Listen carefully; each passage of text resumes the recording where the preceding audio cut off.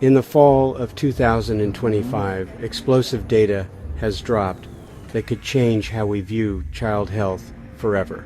Congressional testimony from Henry Ford Health System revealed vaccinated kids have way higher rates of autism and autoimmune diseases than unvaccinated ones. But instead of a national debate, we got Tylenol blamed? That's a distraction. I'm Dr. K. Paul Stoller, and in 3 minutes, I'll break down 3 undeniable reasons vaccines cause autism. No fluff, just facts. First and foremost, I was invited to testify in front of a Congressional Reform and Oversight Committee in 2004.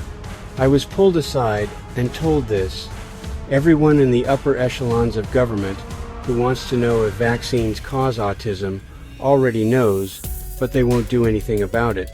And there will never be legislation with the words treatment and autism together for that reason. I wanted you to know I was told that 2 decades ago, and we are no further along in helping these vaccine-injured children. Blaming Tylenol should be proof enough of that point.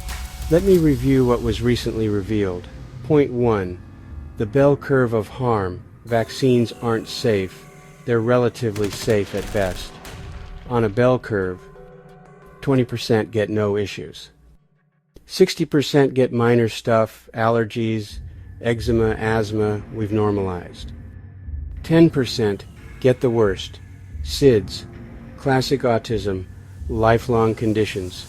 We only talk about the first 2/3, but that far end, real kids, real devastation, and it's not normal. Point 2. Vaccine-induced encephalopathy equals brain damage. Every drug has side effects. Tylenol can kill your liver. Vaccines, brain inflammation, a documented side effect called vaccine-induced encephalopathy. Would you take a drug that lists brain damage as a risk? Once? Daily? No. But we inject it into newborns within hours of birth and call it protection.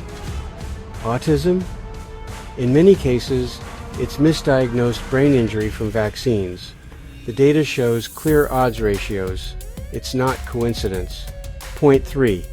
Vaccines bypass your body's defenses. Your body has 2 natural shields.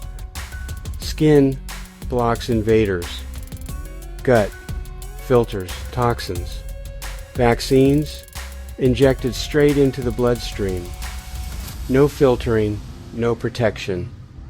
Synthetic chemicals, metals, proteins, 400 times higher risk of lifelong conditions in vaccinated kids versus unvaccinated.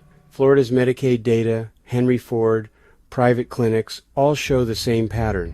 We've been gaslit to think allergies, autism, chronic illness are normal. They're not. The data is clear. The pattern is undeniable. Vaccines cause autism. Don't let Tylenol distract you. Tylenol is part of the smoke, but Tylenol is not the gun.